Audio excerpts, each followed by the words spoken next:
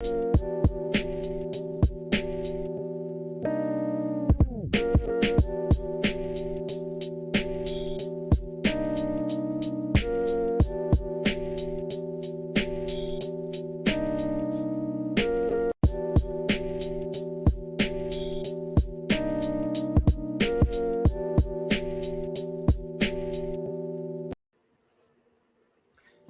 it going, everybody? This is Alex Caceres, and you're listening to Story of the Fight.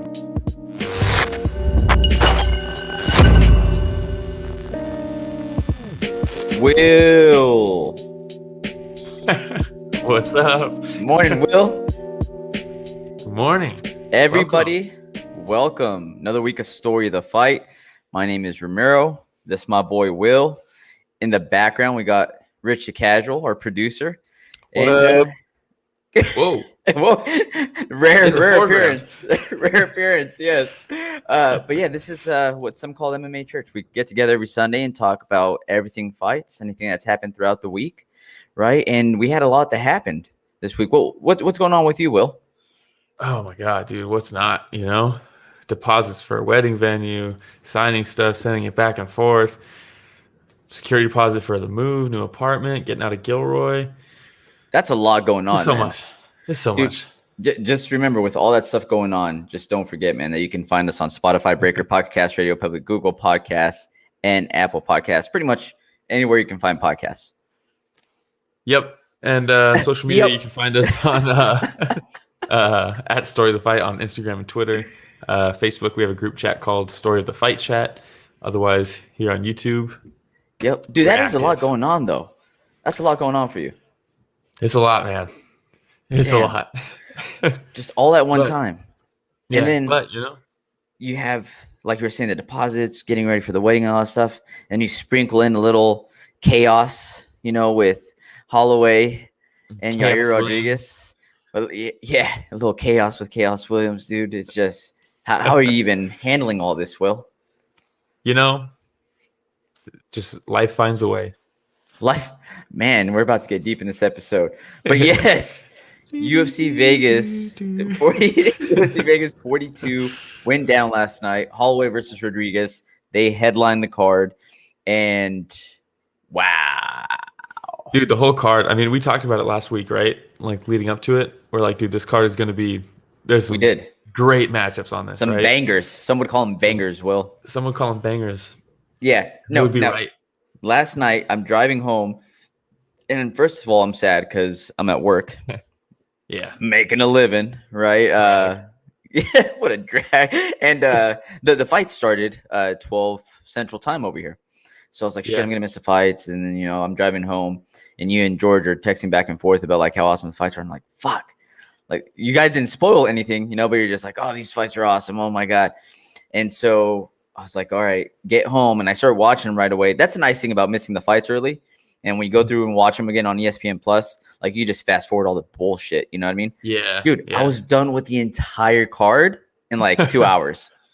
That's crazy. Did you start from like down young and then go forward like you were watching it live, basically?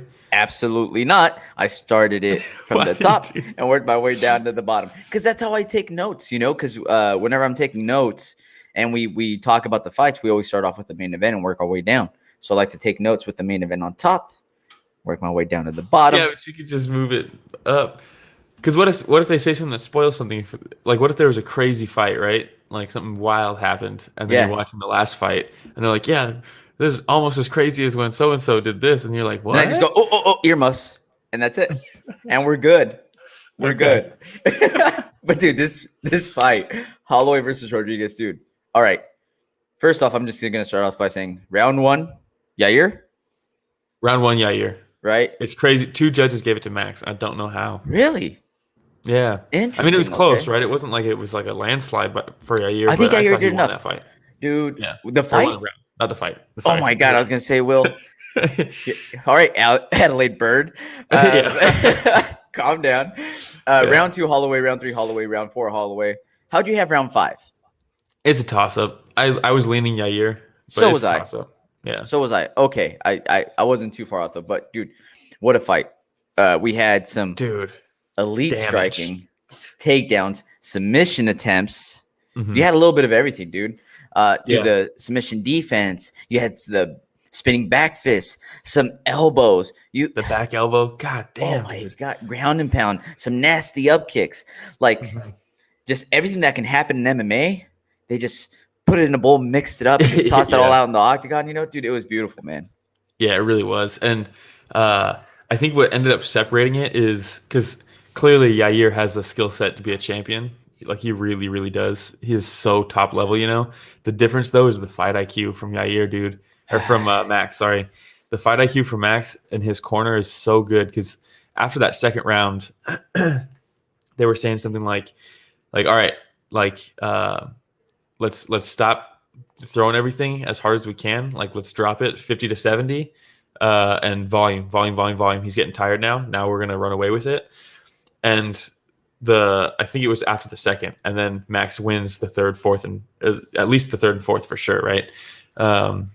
And just his ability, because Yair, you could tell, is throwing with gnarly intentions with every single strike he throws, and Max is like, all right, let me take some off so I can land more shots, and you start seeing him kind of gain numbers on him, just peppering them. Yeah, and then this takedown specifically was one of the best traps that I've seen. Like it was so obvious after watching it live, but then obviously in the moment it's hard to pick up on, right? As a fighter probably. But Max realizes that Yair, anytime Max throws a leg kick, Yair answers right back with one, right? A lot of fighters do that. Khaos Williams did it earlier in the night. It's a good way of like, you eat a shot, let me just get that back, so now we're even on the scorecards again, right?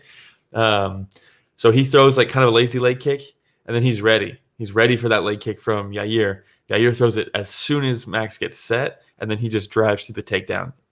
He timed it so perfectly, and you don't see that from Max, right? With timing, laying traps for takedowns. Yeah, that's not something that Max normally does. I mean, he has it. Yeah. But you just don't see it very often. Exactly, because he normally doesn't really need to. Yair kind of pushed him to the point where he does need to start mixing things up, and you can't just go out there and box him, Crazy fight. Man, I was so impressed by Yair. And, dude, if you go back, I'm on record. I talk shit about Yair.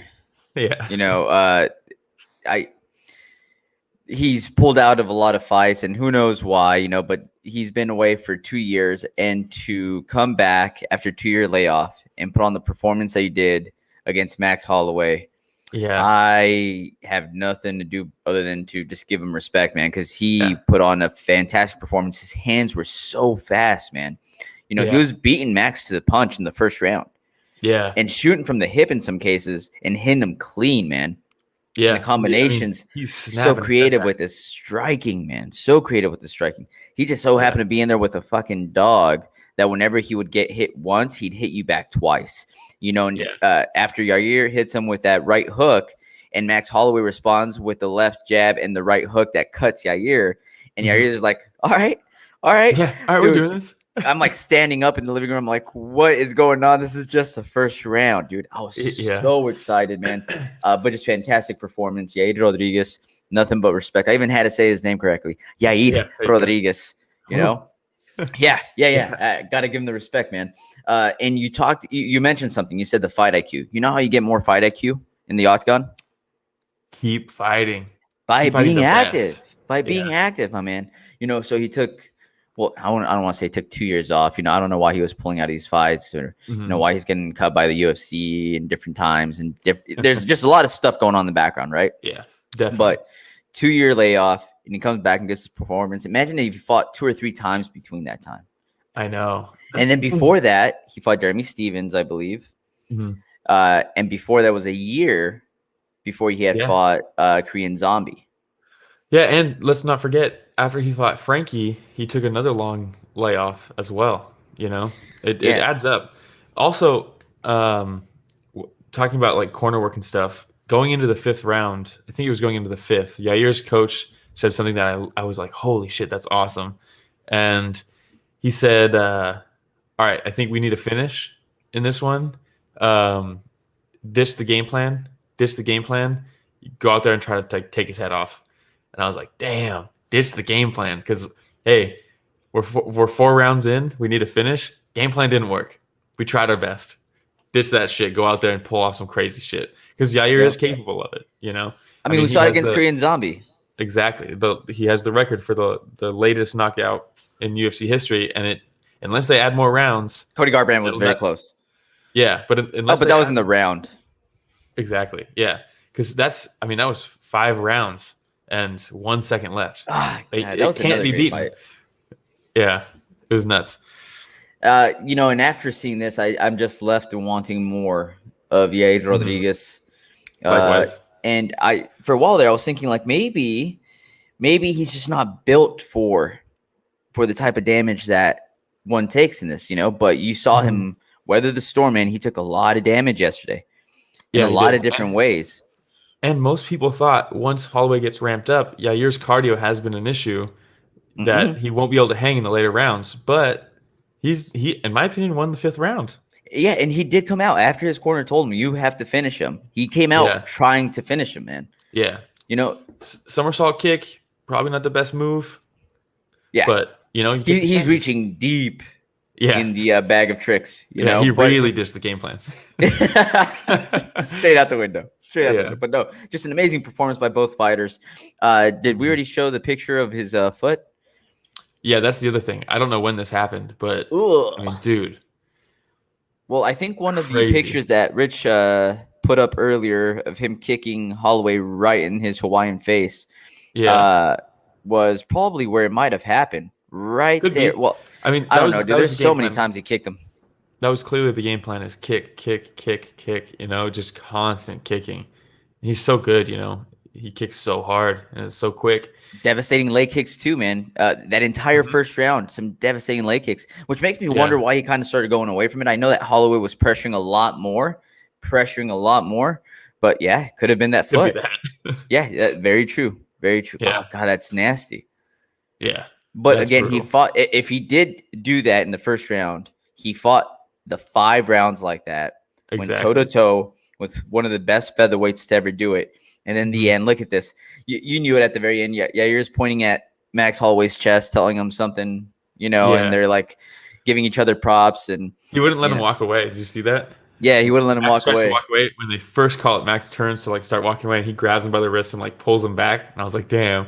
That's cool. So much respect, man. And then Holloway yelling "Viva Mexico" at the end, But then, dude, this picture in the ambulance says it all. Just two classy professionals. Yeah. Did you see the video that led up to this? Oh, yeah, where he walks up to him and he goes, "Yeah, you're a freaking animal." Yeah, he's like, "Hey, I'm just telling you, we got the 50K. We got the 50K." And he's like, "Dang." And he's like, "I love you." It's so awesome, man. I love Holloway, and after every single fight, win or loss, just the classiest individual, Seriously. And the people that he fights have nothing but respect for Holloway too. He doesn't go in there talking a bunch of shit, bunch of trash, and trying to build up the fight through his shit talking. He just lets the fighting talk for him, and people follow Max because of who he is. He always says it is what it is. That's the type of attitude he's always had, and people love him for it. But yeah, absolutely amazing performance from both of them. Did you have anything else for the main event? Yeah. Did you see the post-fight interview when Bisping goes to shake Yair's hand?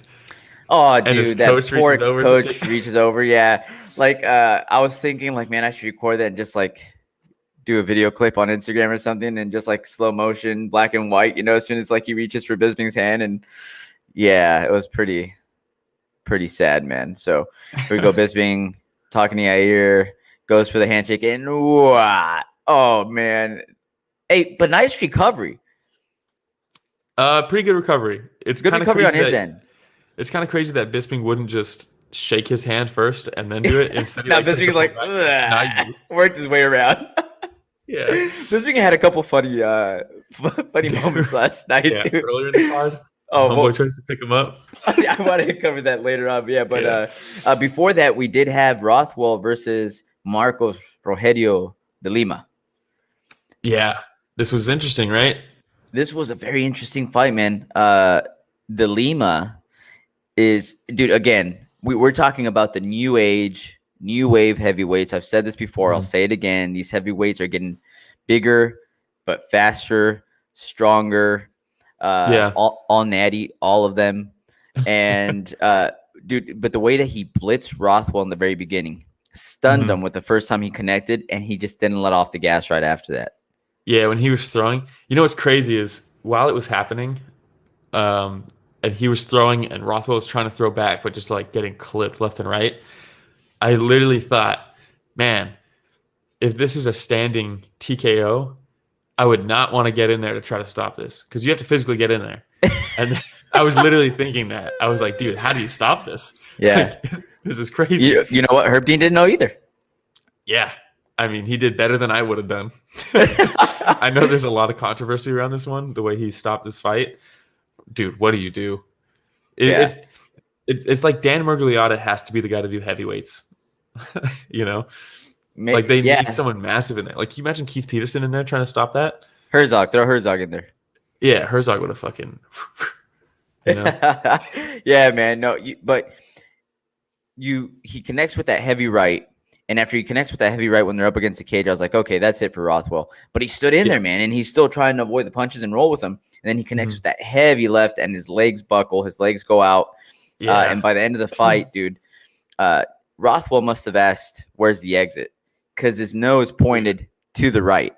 Yeah, by the end of that fight, it was pretty bad. Oh, here's the image of Herb going in and reaching for De Lima. I guess the only concern is where like he reaches for De Lima, he puts his arms around De Lima to pull him off and tells him stop the fight, right? It's over. And then when he sees Rothwell go for the takedown, my concern is like where he stepped back and got back into like a ref position instead of like tapping them both on the shoulder, like guys. Hey, here's what I think. Brothers, stop, brothers. Here's what I think. If De Lima didn't turn and look like, what are we doing? Herb would have let it continue. Right? Yeah, 100%. Because that's what it seemed like. It seemed like he was content with being like, oh, my bad. He's intelligently defending himself. It's like he's shooting on a takedown. Still, like Dana said, it's okay because it was the right time to stop it. Because you look and see what happened and the result of the takedown that he was going for. I mean, De Lima was talking to Herb Dean and still defended it. It wasn't. It was a fine stoppage. Luckily, it was just messy. It was a really well-timed stoppage for sure because Rothwell was taking a lot of damage at that point. Yeah. So, all right. Yeah. Shout out HLB Comer. Nice. Back in the show. Yeah. So many beautiful fight stories from last night. I agree. Dude, I mean, insane. And this is Rothwell coming back after a long layoff as well. Oh, by the way, this picture I put up of Rothwell right now, this was the only picture I could find of him not getting punched in the face. So that's why I put it up here. Like, I wanted to put one of him not getting hit. So it was a tough one. It was. He's been doing this for a minute, man. Yeah. I don't know what the layoff was. It was a while, though, right? Yeah. Was it his PEDs, do you remember? I believe so. I can't remember. His last fight was in May. Not bad. Before that was the layoff. Before that, we had Spencer versus Letson. It was a fight. It was a fight. It was a 145 non-title fight. Yes, and before that, we had Baeza, Miguel Baeza versus Khaos Williams. Dude, that nickname is so perfect for him. I know. Khaos Williams. Oh, I thought you meant the Carmel one.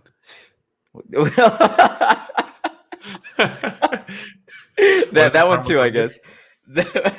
But man, what a fight! I always enjoy watching Miguel Baeza fight. Same. And Khaos Williams is quickly must-watch TV. Quickly becoming must-watch TV. If I'm the UFC, I'm not giving Baeza Khaos Williams. Yeah, I'm building him up a little bit more again. Yeah, like he's just coming off a loss of Santiago Ponzinibbio. Like, let's not give him like a crazy knockout artist, maybe. I don't know. But that being said, as a fight fan, I'm all for it. Give me more. Yeah. That first round was so goddamn tense the entire round. Okay. So that first round, right? Khaos stalking. The way that he stalks, man. Yeah, dude. Slowly moving towards you. With complete disregard of what you could even throw back towards him. Baeza just moving, back and forth in the octagon, trying to move around the edge of the octagon against the fence to avoid him. Mm-hmm. And then his first strike he throws, boom, hard connection. Yeah. They start trading a little bit. Khaos connects and stuns Williams. And I think, stuns Baeza. And I think that might have been a little bad for Baeza because he ate those hard shots and he was like, oh, I can eat these shots. Dude, it was crazy because the first combo that Baeza lands wobbles with Khaos. And then Khaos comes right back and hits him on the forehead. And Baeza wobbles up. And it's like, ooh, the dude has power. He hit him on the forehead. And at that moment, it was like, because the first minute and a half, like you said, they're kind of just feeling each other out. Khaos just stalking him. Baeza knowing there's a lot of power on the other end here. I mean, look at that. But it was like, oh man, who's gonna land? And then Baeza lands, rocks him. I'm like, oh shit. But then Khaos rocks him, and then it's like, and then they kind of settle back down a little bit, and they're both like, hey, both of us can crack. You know, let me pick our moments a little bit better. All I know is that I was so happy that Felicia Spencer was between these fights because I needed to calm down. I needed it was tense, dude.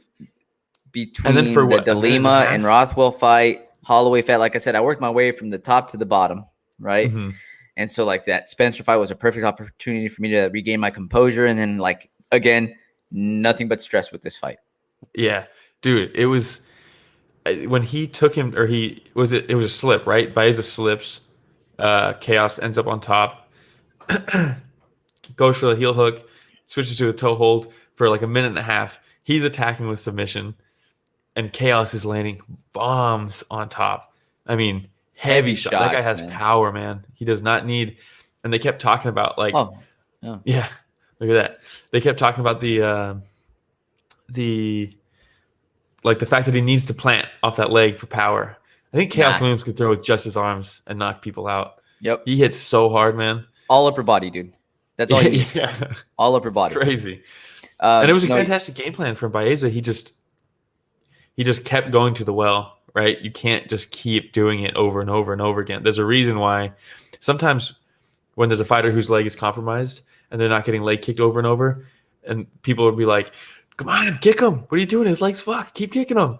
It's like, yeah, you don't think he knows? Like, hey, my leg's fucked. He's probably going to try to kick me again. I'll try to time it. You know? Yep. You throw naked leg kick, you can get timed. So we had a couple nut shots there. Right. Yeah. So after the first nut shot, Chris Tagnoni goes up, and that was probably one of my favorite scenes the entire night when Khaos has his arms up against the cage, like leaning back, and the way that he looks at Tagnoni, like, you better not tell me shit right now because I'll knock your ass out. I was like, God damn, if I'm Tagnoni, I'm terrified. But he's like, hey, this is a warning. Careful. Yeah, gotta be more careful. He's so soft-spoken. Okay, they're your weapons. You gotta take care. You gotta protect. Okay. And then again, he's like, this is your absolute last warning. Need to be extremely careful now. Yeah. So before you did need to be extremely careful. You just need to be a little careful. Now you got to be extremely careful. But man, I don't think that the nut kicks changed the outcome of the fight at all. I don't think they changed the outcome of the fight. That second one was nasty. The second one when up against the cage. The first one kind of glancing right. I think it was that the one where he was down on all fours and he goes, "Aye." Yeah, and this thing's like, "Aye is right, buddy." Yeah, because the first one, it seemed like it more adjusted the cup. Things might have slipped out of position, and that's not fun, right? Yeah, exactly. The second one was a full-on knee straight to the cup, like point blank, square on it, nasty. So Omar M coming through saying Nuts took the biggest L's in the fight. Might have taken the biggest L's all night, quite honestly. Yeah, warning for the left nut. Right nut gets another warning. That's a good way to look at it. Yeah. I don't think it changed the outcome. I don't think he did it on purpose. The second one was square, but I don't think it was on purpose. There was like 20 seconds left of the round. It's not like he was in danger. He wasn't gassed. I don't think he was trying to get a moment to breathe or anything. So it just is what it is, you know. It happens. Max, in honor of Max Holloway being the headliner, it is what it is. You're right. All right. But the finish. Dude, Baeza was not happy with it. I don't think he really realized how out he was. He was out for just enough time for it to be like, okay, we need to stop this. Well, Rich, can you put that picture of the ground and pound up? Well, let me explain because he's Rich a casual for a reason. Rich, can you put the picture up where Khaos Williams on top of him punching? Okay, there we go. All right, so if you take a look at Baeza here, he's not looking at Khaos. This is right after he gets hit with the right hook close in. By the way, such a nice, tight right hook, man. Dude, right on the button. And he's just shuffling through the heavy leg kicks to land it. Because it was crazy because the commentary team was like, oh, man, he's leg kick. Oh, another one. And they were going crazy about the leg kicks. And then while they're like, damn, he's taking massive oh, like here he is landing his right hook. But after that punch, again, that classic, thing where the fighter starts looking off into the abyss. He lands, his head bounces off the mat there. And he crumples too. It's not like he fell backwards. Yeah. So he definitely was out for a second there. Yeah. And like I think it was Felder said, I think he came back to 3 people on top of him, and he was like, "What the hell happened? Why'd you stop the fight?" Yeah. Like I think he wasn't out for very long because he kept eating shots, and sometimes that brings you back, right? But yeah, I'm sure once he sees the video, he'll probably be like, "Damn." Will, would you take a punch from Khaos Williams for $20? $20? No, dude. What? 1,000? Yeah, You're probably. like thinking about it.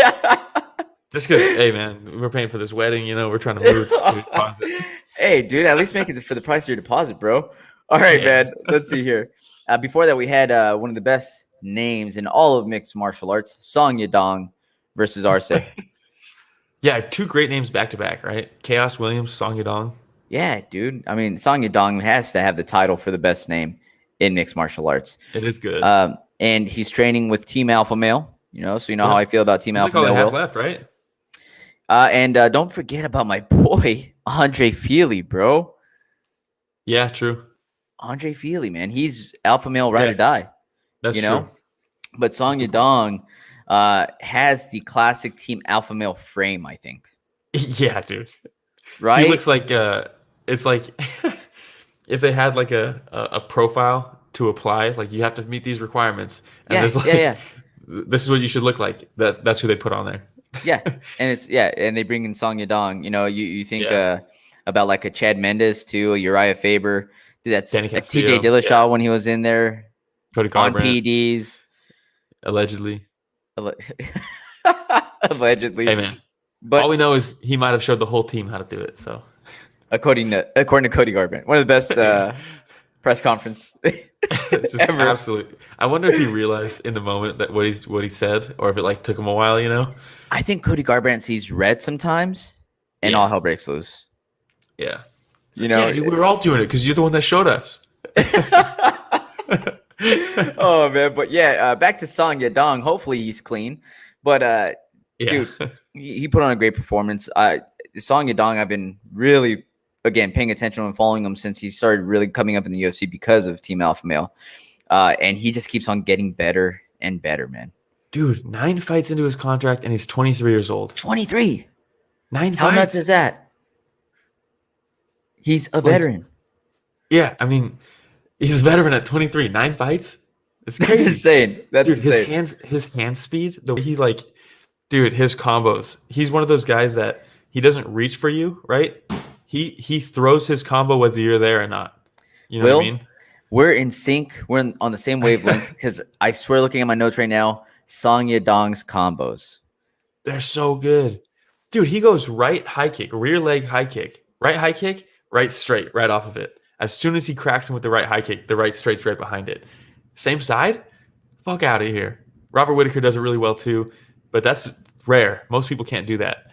The lead left hook followed up by the right hook. You know, dude, I love it. And once he smelled the blood, dude, I mean, finisher. Absolute finisher.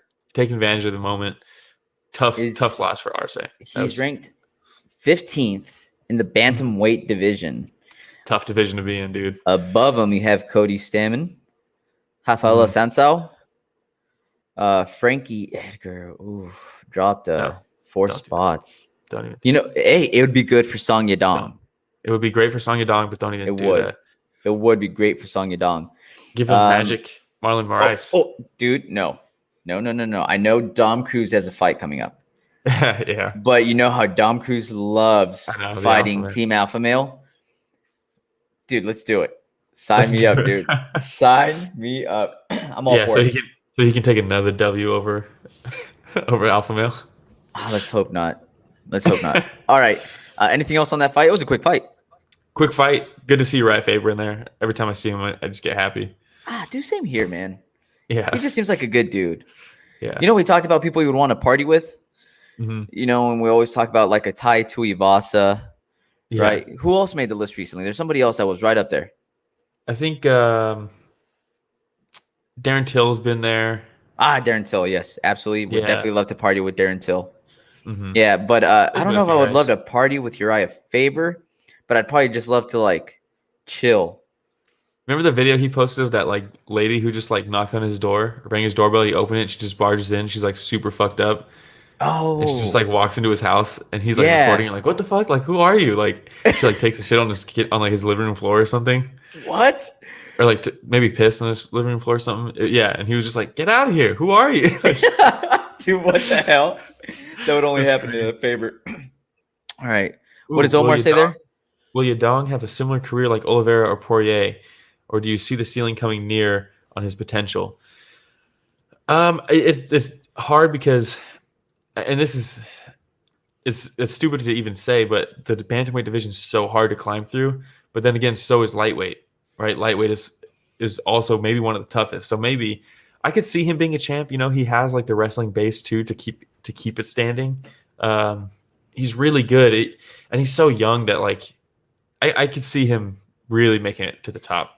All I have to say, I think it's too soon to tell. He's 23 years old. Yeah, exactly. You know, and I know Yeah. he's 9 fights in, but this guy hasn't even hit his prime yet. Yeah, I mean physically, right? He hasn't.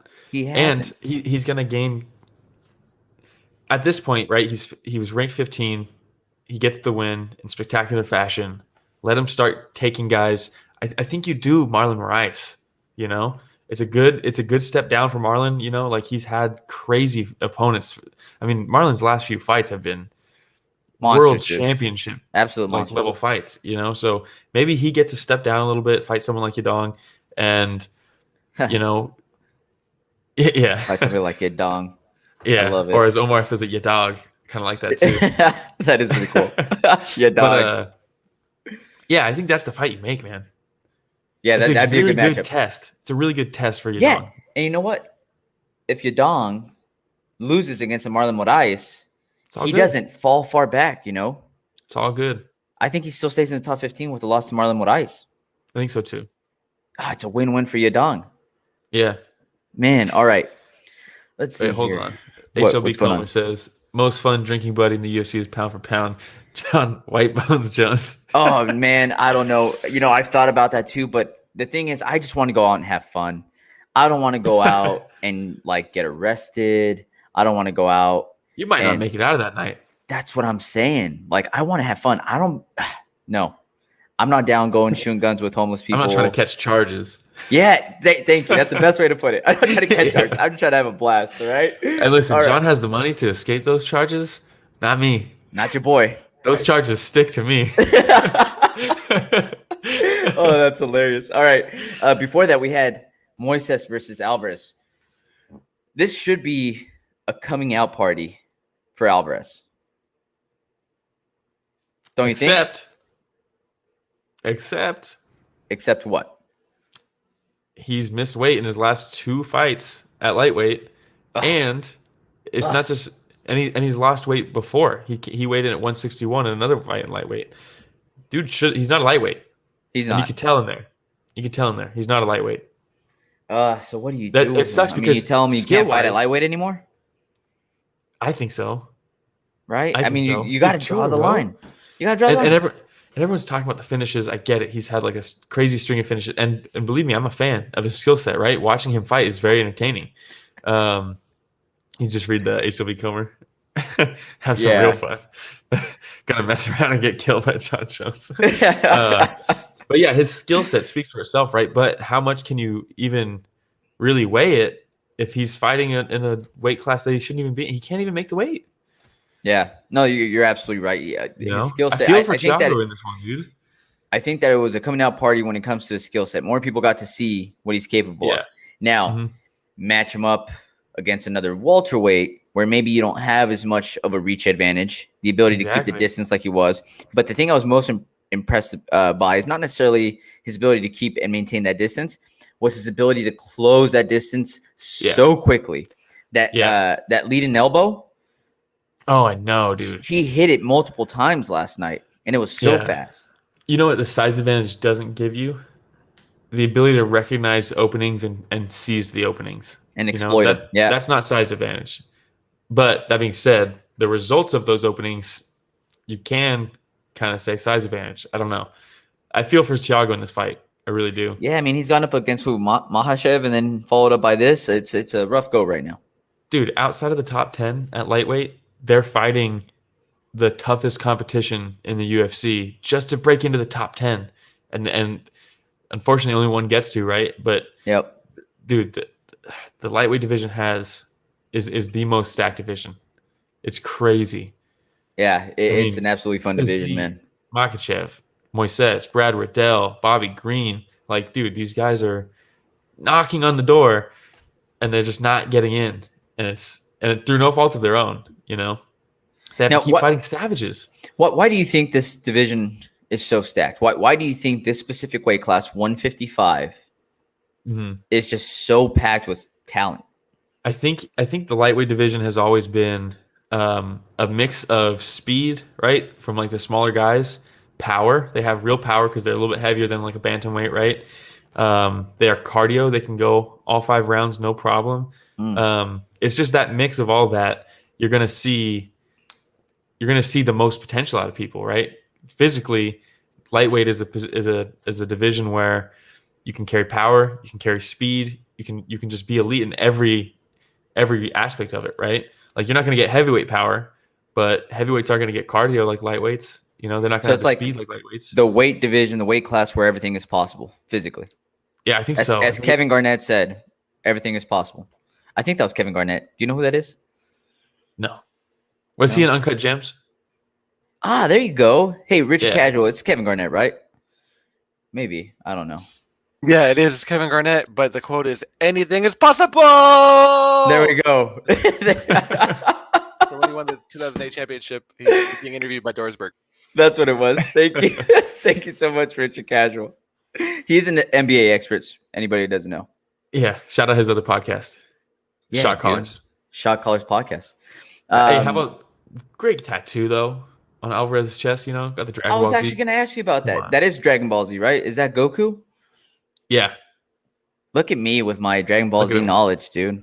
It's actually, I believe, from what I remember, and it's hard to tell from there, I believe it's Kid Goku. So it's actually not Dragon Ball Z, it's Dragon Ball. Oh, okay. Well, I don't know the difference. It could also be GT Goku because he gets shrunk to a young man in GT. Yeah, to be fair, though, I don't think most people have a GT tattoo. Well, this is where I'm lost. All right, guys. So, yeah. All right. And that's where we'll move on. Yeah. And that being said, look at that gash, though. I know. Let's move on. Like Alvarez is going to move on from the lightweight division. Yes, absolutely. So before that, we had Calvillo versus Kgb Lee. So, Lee came out. Solid jab.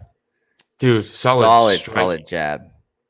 Dude, it's very technical, her striking in this fight. Looked really good.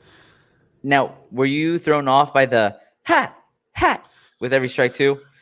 I wasn't thrown off. I was put off. Yeah, I guess that's what I should have said. Yeah, because I was super close to just like fast forwarding the fight and like telling you like, hey, dude, just cover this fight tomorrow because I'm good off this. But I forced myself to keep on watching. I know we needed to talk about this one because I know you're a huge Calvillo fan. Shut your dirty mouth.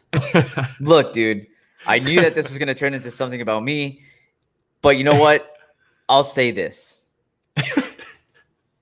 Calvillo, I want to give her props for knowing when to say, yep, no more. It's refreshing. I want to give her props for that. And you know what? Maybe you were expecting me to come on here, Will, and talk shit about Calvillo. I thought you would, but not about that moment. No. I want to give her props. I want to give her some recognition to live to fight another day. Now, HLB Comer says, super annoying with all the ha's. Yes, I know. Holly Holm was another one that's notorious for those, and it drives me insane. But back to the fight. But she did back it up. She did. She definitely backed it up. Now, Calvillo, her headspace. Where is she at? I've said this before. I'll say it again. I think that she wants, what comes with the fighting, the lifestyle, people looking up to you for what you do.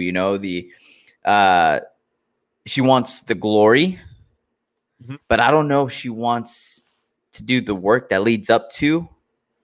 Yeah. I don't know. I just don't know if this is for her, man. And I'm not saying she's a bad person. I'm telling you right now, on record, she could kick my ass. She could take me into the deepest of waters, and she's the shark. Yeah. In the ocean. I get all this stuff, but dude, like this just might not be for her, man. Yeah, I mean, she drops to 9-4, right? She looked so promising when she first came onto the scene, right? And had the weight cut issues. I don't think she's a 125er. Nope. But the problem is that she doesn't think she's a flyweight. No, she doesn't think she's a strawweight. Oh, strawweight. I'm sorry. She doesn't think she's a strawweight. Yeah. That's the problem. Yeah, and I mean, at this point, I don't know what's really left for her in this division either. But and to give, I don't want to just bag on her and make it seem like that she lost this fight. No, Lee won this fight. She looked really good.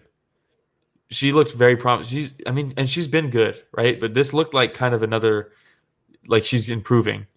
Absolutely. I was very mixing impressed up her with striking very well. Dude, the shots to the body and the IQ to know, because she hit her with that front kick right to the ribs, and when her toes dug in, you see her hands drop right away. Coming back into the next round, she came back with her hands low still. And I was like, here we go. This is it. Right? But just fantastic job by Andrea Lee, and her corner did an excellent job too. Yeah, I think it's her boyfriend is the coach, right? Yeah, her boyfriend. Well, I don't know if it's her coach all the time or if it was just for this fight, but man, she just outclassed Cynthia Calvillo. Yeah, completely outclassed. Really good, man. Let me throw this at you, Will. Let's say Calvillo. Again, I don't. All right, let me read my notes to you. So Cynthia needs to reevaluate everything, right? Yeah. Are you at the right camp? Are you in the right weight class? Is this what you really want to be doing, right? And then I think about, is she at the right weight class? I'm going to throw some matchups for you and tell me who you think is going to win. Ready? Okay, let's go. Michelle Waterson versus Cynthia Calvillo. It's got to be quick, Will. I think Waterson. Okay. Tisha Torres versus Cynthia Calvillo. Tisha. Claudia Gadelia versus Cynthia Calvillo. That's a toss-up. Toss-up? Okay. Let's go Mackenzie Dern versus Cynthia Calvillo. I'll answer that one for you, Mackenzie Dern. Yan Shannon versus Cynthia Calvillo. Marina Rodriguez. Carla Esparza. Yeah. Zhang Wei Li. I'm tough, man. Naming off Amanda Ribas. I just named off the top 10 right now, Will. Yeah. Right. So when I ask myself, hey, is she in the right weight class? I think she's in the weight class that gives her the best shot at being ranked. Correct. And even then, it might not be enough. Yeah, I don't think it is. Look at that picture right there, man. So this picture really got me, right? When I saw this, as a father that has a daughter, right? And I think about man, that's somebody's daughter right there, man. Granted, she signed up for this, but seeing her cry afterwards, the tears were flowing, she still got up and congratulated Andrea Lee, showed some class. Might just be in over her head right now. I don't know. I don't think they showed it, at least on the stream that I was watching. I don't think they showed it. Do we know for sure that it was her that called the fight off, or did her corner call it off? Well, they showed it, and you see her corner talking into her closely, and you see her shake her head. So I don't know, man. It just seems like she said, hey, I don't want to go back out there. But again, I'm not talking shit about that at all, right? If you're in there and you're like, hey, I can't close the distance. Anytime I try to do anything, I'm getting clocked in the face. My body is aching everywhere. I might have internal bleeding.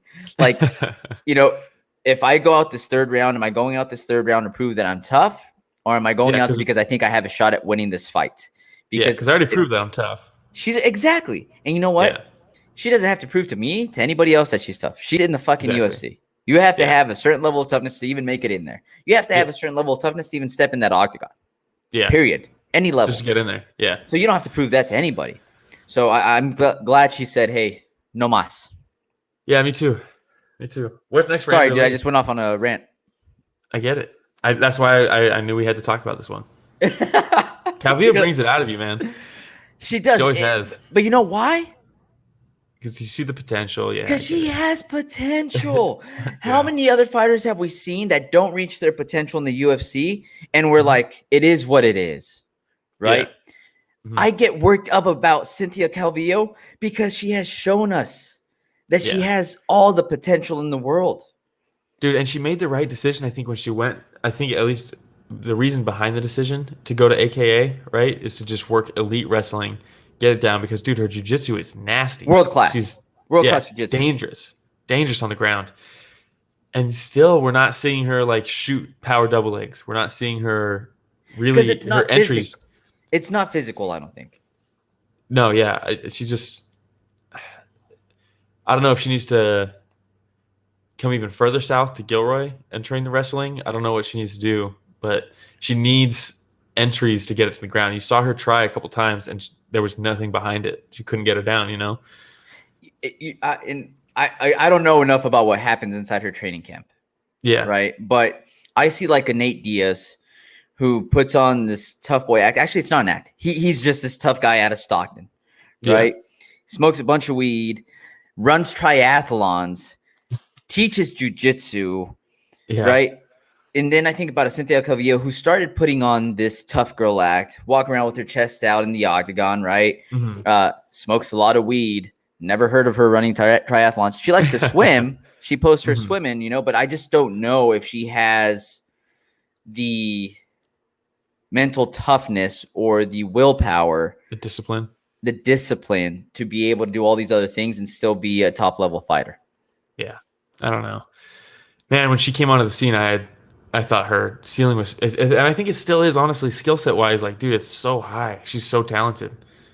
You know, she needs to hit Peru with Joe Rogan, hit up some ayahuasca, come back a new woman, new outlook in life, and decide whether this is something she really wants to do. And if she decides, you know what, it is for me, let's get her in the right camp. Because obviously, what she's doing right now is not working, to continue trying to do the same thing and expect a different result is what will.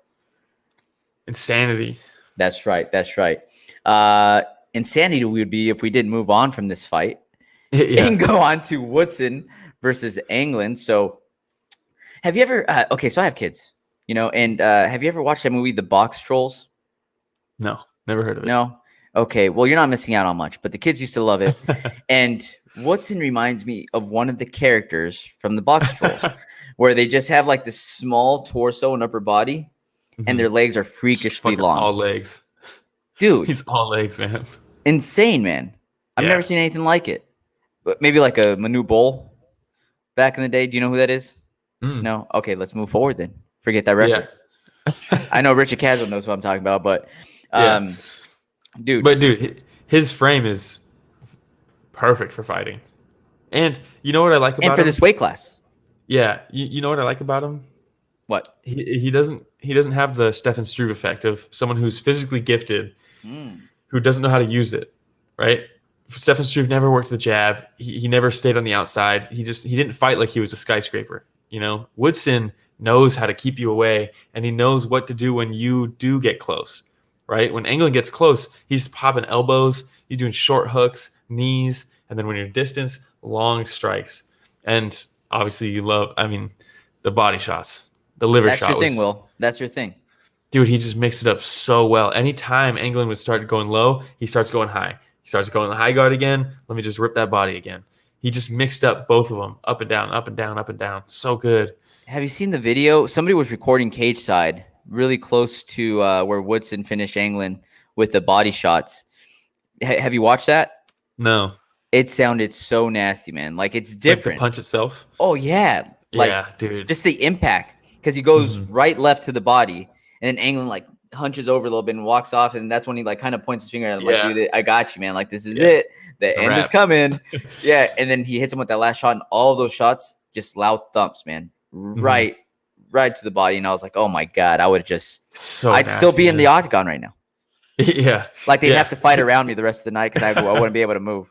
You know what I mean? Just Nasty leave me shots. here. Yeah. Let me know when it's over. I'm glad to see Woodson get a win. His last loss, right, was against Rosa, and it was Julian Rosa. It was one of those moments where it's like, skill wise, Woodson is the higher caliber fighter, but Arosa is just so goddamn tough, and he'll find his position and get it, and he did. Woodson has the physical skills and the genetics to go very far, very far. I'm excited to see him continue his track, and he's 9-1 now. You know, like I'm excited. I love the guy. As you should be, sir. And I was so excited talking about Calvillo. I missed the fact that Nancy said exactly agreeing with me on Calvillo's potential. Yeah, we put it up. Oh, okay, dude. I was so freaking pumped talking about it. But yeah, we're skipping over Casey versus Jajua, right? Yeah, I mean, it was just kind of. It was another fight. Yeah, it was another fight. All right, you're gonna have to help me pronounce this. How do you pronounce this? Diakese? Mark Jacasey. Jacasey? It's like a J then? Jacasey? No, Jacasey. Jacasey. All right, you know what? We'll move on. All right, dude. Jacasey versus Alves. Yeah. I know how to pronounce Alves. Yeah. Yeah. Oh, and man. Hey, how did he get his hair so bright red? You're asking the wrong person, man. That might be the brightest red hair I've ever seen. I thought it was pink. Is it pink? Oh, dude, you're colorblind. That's right. Well, hey, is it the brightest pink hair you've ever seen? It's up there, man. There you go. So that means it's pretty damn bright red, dude. Bright red. Look at that. There. Yeah, see, there you go. Look pink in the other one. I don't know, dude. I'm colorblind. But Alves, man. Yeah. Talking about just getting after it. Dude, I always forget you're colorblind. Until I ask you, like, hey, what do you think about this? You're like, I don't know. It's an invisible disability. Oh, just because geez, you man. see me as a normal person doesn't mean or an able-bodied. I'm so sorry. I'm so sorry, Will. But man, he came out and with just straight punches. I mean, Jacasey just had zero time to even make an adjustment. Straight punches, rocks him, runs at him, flying knee, rocks him even harder, shoots for a takedown, guillotine. I mean, just beautiful sequence. The tenacity of Alves, man. I mean, yeah, you couldn't plan it perfectly. I mean, you're even better. By the time that Alves actually got on his back with the guillotine in, you could see Jacasey with his hand up already. Like, as he's going down, like ready to tap. And then he sat there for a little bit and he's like, oh no, yeah, it is as tight as I thought it was going to be. Let me tap now. But great performance. And then this is the one where Alves, picks up the doctor. Man. Yeah. Picks up the doctor. So excited. And Felder's like, you might want to be careful there. Yeah. If he drops that old man, it's game over, dude. Yeah. And then he tries to pick up Bisping. He picks up Bisping in the post-fight interview. Bisping walks in. He's like, I'm here with Rafael Alves. And he goes over, picks him up by the leg, starts lifting him. And Bisping goes, get off me. He tries to play it off with the laugh. Like, I wasn't actually mad, but like, you could tell he was just... Do you have the audio for that? If it's still on my Instagram story. Even if it's just the audio, because for anybody that didn't hear Bisping's reaction, it's one of the funniest like post-fight interviews or post-fight interview moments ever. All right, here we go. Very impressive, Rafael Alves. Get off me! I don't know if he comes through, but it did. Get off me! Get off me! Oh, it's so awesome, man! But great performance by Alves. Jacasey, dude, he always puts on fun fights. Whether he's on the winning end or losing end, he's an exciting fighter to watch. Win or lose, very exciting. It's 2 losses in a row, but again, you look at the guy he's fighting, dude. I mean, look at this. Listen to this run, dude. It's Drakkar Klose, Dan Hooker, Nasrat Haqparast, Joe Duffy, Lando Venata, Rafael Fiziev, Rafael Alves. Like, dude. Hey, let's not give him anybody else named Rafael for maybe the next couple fights, you know? To be fair, I always call Rafael Fiziev, just because I'm so used to the Brazil, right? He's Rafael? He's from Kyrgyzstan. Like, it's not, it's just Rafael. No, you know what, dude? Let's just go with Rafael. Yeah. Going forward. All right. Before that, we had Daun Jong versus Kennedy Nzechukwu. It's crazy that this was the first fight of the card. This was a great way to start off the night. when we previewed this one, this was one of the ones that stood out to me. Dao Young is, dude, the He's a real real deal. deal. He is the real deal. And Nzechukwu in exciting fights, the problem that I had going into this one, right, is that Nzechukwu in the last couple fights we've seen has a tendency to get rocked and then fight back once getting rocked. Yeah. Sooner or later, he became an expert of catching people trying to finish him. and that's not good. They're You don't trying to want to finish be you that for a guy. reason, man. It's because they clocked you, you know. Yeah. And Daun Jung is not somebody that you want to do that with. He has a lot of power, man. But it's going to catch up to you sooner or later. Is that true? You know? And so this is one of those times where you got rocked and he just had no answer, man. Those elbows, repeated elbows were nasty. Did you notice that he still had his guard up? And that first elbow that he hits him right on the guard. Yeah. And it like hit this way and rocked him. It rocked him. Yeah. Holy smokes, man. That last elbow that just made him just tip over was nasty too. Dude. But 15 fight unbeaten streak for Dao Young. Unbeaten streak for 15 fight? Yeah. Some would say that's pretty damn good, man. Some would say that's the best you could do in 15 fights.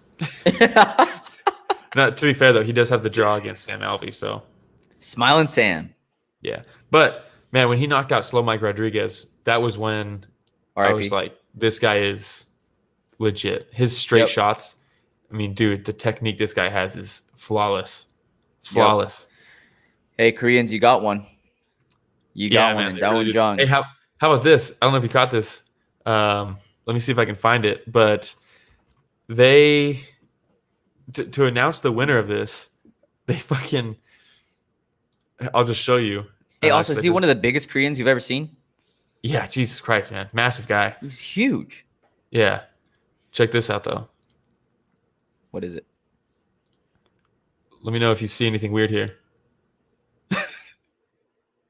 Let's, Rich, can we move? There we go. Thanks. That's not him. That's a different Korean. They just they just picked a random Korean on the roster to use the first UFC, picture. do better, bro. Like what? That is so racist, UFC. How crazy is that? What are they trying to say? For anybody who's just listening, they have the announcement of him winning the fight, and they're using a picture of the Korean zombie. Why? Oh my God. Hey, also, though, I'd be lying if I said I didn't notice. You know, and not for any other reason other than I wasn't paying attention to the pictures. Exactly. I mean, it's not really something you look at, but and it was probably an honest mistake, right? But I mean, it's crazy. It is. All right. It's crazy. Fight of the night bonuses, Will. Yeah, it's crazy. How about that whole card, right? 11 fights, 9 finishes. Dana should have just said, "I'm giving everybody, all the winners, a 50K." He bump, did say, except for a couple of them. Yeah, he did say, in events like this, you just have to give everybody. He's like, pretty much everybody here is making some extra. Oh, good, man. Yeah, good. Which is almost better that way because then it doesn't get hit by taxes. But fight of the night, Max Holloway versus Yair, obviously.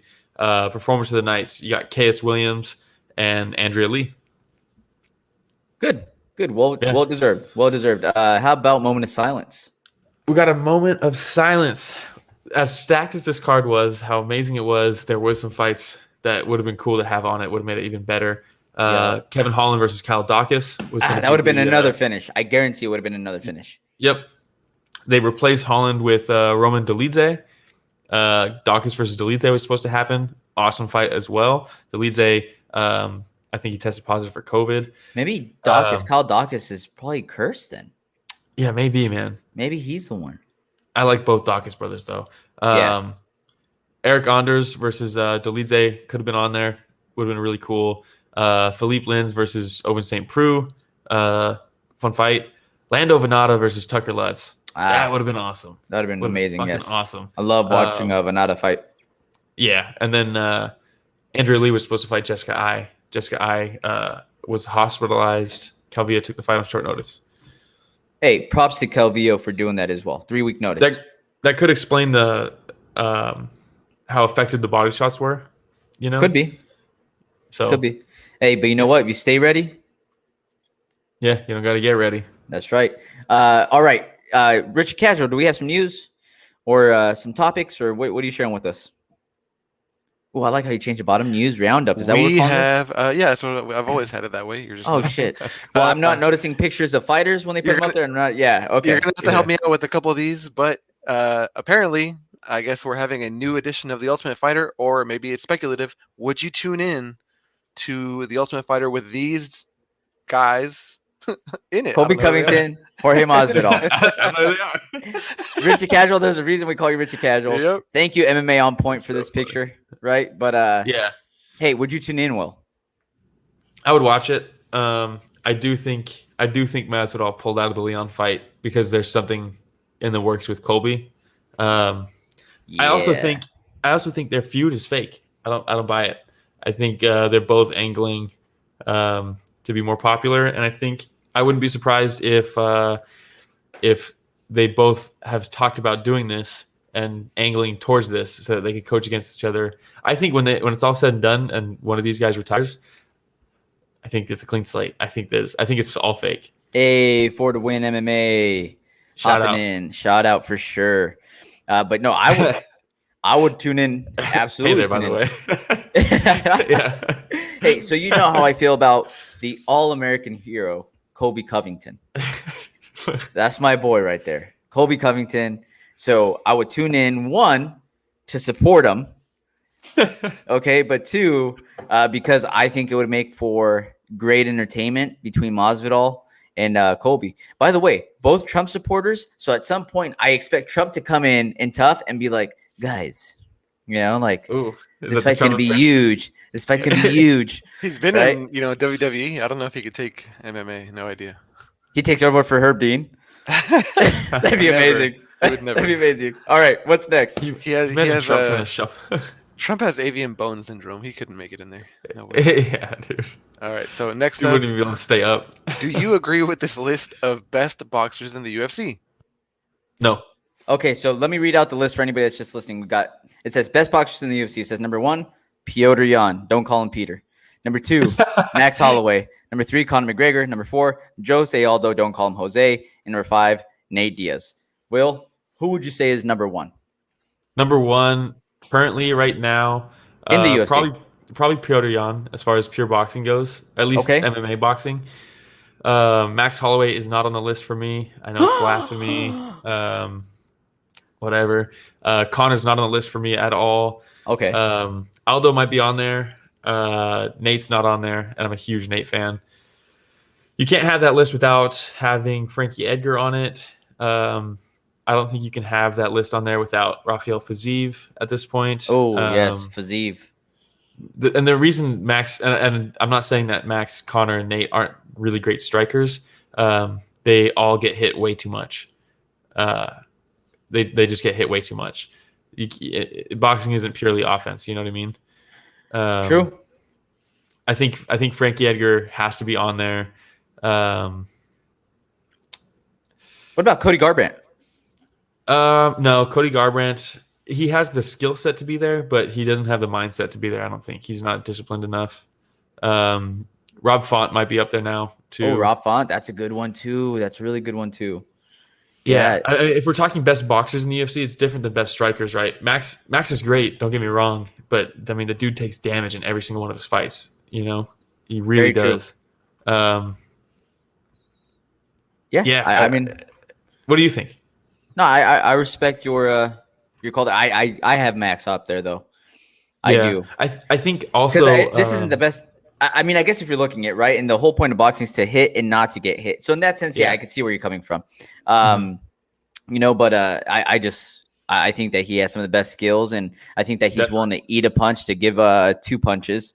You know, but I just wish that one day he would go up there and just showcase, you know, his boxing defense as well. Even if he doesn't break his own, you know, record for most strikes thrown in a fight, I would just love to see his defense on display. Yeah, I think Dustin is also a decent pick in there because his defense is the way he's adapted his shell. It's not a Philly shell style, right? I forgot what it's called when the cross guard, right? Works really, really well for him. Hey, what about Brad Riddell? Yeah, he's up there too. He's up there I too, think he's up man. there too. We have a Yeah. lot of really good boxers, and Mhm. Conor, just because he fought Floyd Mayweather doesn't mean that he's one of the best boxers in the UFC. Yeah, I mean, exactly. But I mean, and don't get me wrong, he has fantastic striking, but dude gets hit a lot. And at this point, his arsenal is a little too short, I think. But It's did you pretty, see him talking shit about Holloway, by the way, where he said, best boxer in my ass crack? He gets hit a No. lot, but I still like the kid or something like that. I mean, he's right. Yeah. So, all right. What else we got? Richard Casual. Next up, we have an announcement of a fight: Bilal Muhammad versus Stephen Thompson, December Shout 18th, out, UFC Fight Night. MMA junkie for this one here. Yeah. But shout what out do you think of this Wonder Boy. matchup? Shout out Wonder Boy for being in the top 5 and taking fights out of the top 5. He's the only guy that does it. I love it. What does Yeah. that mean? Okay. So at So- welterweight, Kamaru Usman is fighting guys over and over again. He's fighting the same guys. He's rematching a lot. The top 5, it's like they don't want to take fights of underranked guys and risk their top 5 spot. Instead, they're fighting each other. So what's happening is these guys get a win over somebody, and they're like, "Hey, I just beat so and so. I get a title shot." It's like, bro, you just got knocked out by Kamaru. You don't get a title shot. And these other guys, there's guys that are 6 through 15 that should be moving up, but it's not happening because these guys Except for Jorge refuse to take Masvidal. fights. He refused to take fights, bro. No, that's what I'm saying. Because he's Oh, yeah. between 6 and 15, but he doesn't deserve to take any. Well, he just got there. Yeah, true. Very true. Because he was sitting in the top 5 for a long time, right? So, He already got his two title fights. That made no sense. But I like this fight. It's a fun fight. I So it's think a thumbs up? Thumbs up. It's a thumbs up for me. Stephen Wonderboy Thompson is one of the best strikers Mhm. in the UFC. Bilal Yeah. Muhammad, somebody that loves to pressure, make fights dirty. I could see him Mhm. trying to get Stephen Wonderboy Thompson up against the cage, throwing Yeah. some dirty boxing. He definitely wants to close that distance. Because Yeah, I'm he letting you know has to. right now, if he maintains that karate distance, Yeah. he might get his head kicked off his shoulders. Yeah, not good. No bueno. All right, I think was that all the news, Rich? We got one more, and you'll have to explain this one because you gave me this image, and the caption is "The real MVP." Yes. So Please this tell me isn't so why. much news, but I'm saying we don't talk about them enough, Will. Yeah. We don't talk about these guys enough. And it's Who going to are be they? Sean Shelby, and Mick Maynard. And these Yeah. are the matchmakers in the UFC. So a lot of times these are the guys that are on the phone calling fighters saying, "Hey, I got a fight for you. So-and-so's want to fight you down." But they're the ones that put all the fights together, right? Yeah. And when you take a look at the cards, how many cards have we now said this is a sleeper card? And then we watch a card and we're like, "Oh my God, this card was amazing." Yeah. How many main events? How many, like, just so many fights now where we're like, is this fight of the year? Is this fight of the year? Yeah. Is this fight of the year? Every week we're gonna have to start going with fight of the week, fights, plural Yeah. of the year. Mhm. We could do an Like entire Chris Lima episode said. of fights of the year. That's not a bad idea. Yeah. Not a bad Are going idea. to. Yeah. Yeah, just fast forward. But just I wanted to give props to Sean Shelby, Mick Mhm. Maynard for the fantastic job that they've been doing this Yeah. year, this entire year. Especially on the fight card, like the fight nights. Pay-per-views get a little dicey sometimes, right? Because as you start getting closer to the top, there's more questionable decisions because they're the money makers, right? But dude, the fight nights have been so good. The matchmaking, it's been crazy. And that's why we continue telling listeners, like, don't sleep on the fight nights, because this is when you Yeah. start seeing stars being born, Mhm. right? This is when you're like, oh yeah, I remember when I saw him. Who did? I mean, Woodson. Yeah. I remember seeing Woodson coming up. You know, Mhm. I remember those nasty body shots he landed on. What's his Yeah, name? yeah. England. Yeah. And dude, this is again Mick Maynard, Sean Shelby, Mhm. fantastic job. Some of the best matchmakers in business. Now, like, sometimes their job seems a little easy because you have Some a fights make fighter on themselves. Twitter that's like, "Hey man, I'm available this day. Are you?" Yeah, sounds like a fight. Cool, let's Yeah. do it. And then all of a sudden it's announced, and they're Yeah. like, "Hey, thanks for doing That's that." my job. But 90% of the time, they're finding the best matchups, right? And Yeah. it's been absolutely entertaining. UFC got us through the pandemic. Coming out of the pandemic, UFC still holding strong. Fantastic fights, super entertaining week in and week out. So props, Sean Shelby, Mick Maynard. If they ever listen to this, who knows? But props to them either way. Yeah. All Yeah, right. Do you can't say have better anything myself. else? Next week, Oh, what do we have going on next week? briefly next week, we got Misha Cupcake Tate versus Ketlin Vieira. Okay. We got Michael Chiesa versus Sean Brady. Chiesa Banger of a coming off a matchup. loss, right? Chiesa coming off a win over Neil Magny, I think. Oh, okay. No, Vicente Luque. I forgot about that. He got Darce choked by Luque. I thought so. Okay. Yeah, Sean Brady's undefeated, right? So we'll see. Very big test for Sean Brady. Been waiting for Sean Brady. And Yeah. hey, props to Chiesa now again, fighting number 8th ranked. Yep. Fighting number 15. This is what we got to Way it's do. supposed to work. What we got to do. Yeah. We got Hani Yaya is coming back fighting Kyung Ho Kang. Another fantastic name. Right up there with Song Yadong. Yeah. Hani Yaya. Yeah. Yes. Yeah, it's good stuff. Kyung Ho Kang is very good too. I'm Oh, excited Adrian for that. Yanez. Oh, Adrian versus Yanez, Davey Grant. Grant. Crazy fight. Oh, That's do a not crazy miss that one. Yeah, Tucker Les versus Pat Sabatini could be fun. Loma Lukbon is fighting Lupita Godinez. That's crazy. That's a gnarly fight. Terrence McKinney. Terrence McKinney versus Faraz Ziam. Good fight. Oh, dude, just another good card, man. Yeah. Another good card. All right. Ooh, Luana What? Pinheiro. I'm excited. It's a good card. It That's is. what we're trying to say. And I know we say that how every about week, but you know what? Every week Joanne so far we've been Calderwood? right. Joanne Calderwood is no longer Joanne Calderwood. It's just Joanne Wood. Oh, okay. Yeah. JoJo Wood. Yeah, because she just got married to. She was Calderwood, just married John Wood. Congratulations Yeah. to JoJo Wood. By the way, probably the softest, sweetest voice in I the know. UFC, right? So, Yeah. all right. You know what sucks about this one though? What? We were supposed to have Augusto Sakai versus Tai Tuivasa. Yes. Tai Tuivasa, visa issues again. Oh my God. Let's just get it figured out over there. I know. Jeez. All right. Do they not know what they're doing to us? Yeah. Anything else? That's All it. right. Thank you so much, HLBK Omer. Thank you, Nancy, for the win MMA. If you're looking for any more MMA Omar content, M. for the win MMA is another great one. Omar M Yeah. coming through. Thank you to everybody that joins us.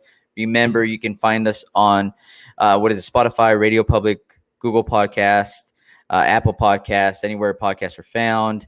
If you like our content, please like, subscribe. Goes a long way. Social media.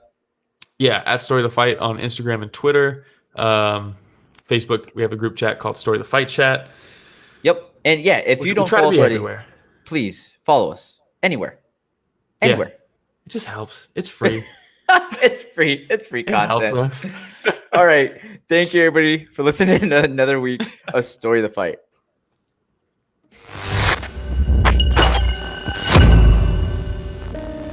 JoJo Wood doesn't sound as good as Joanne Calderwood. I prefer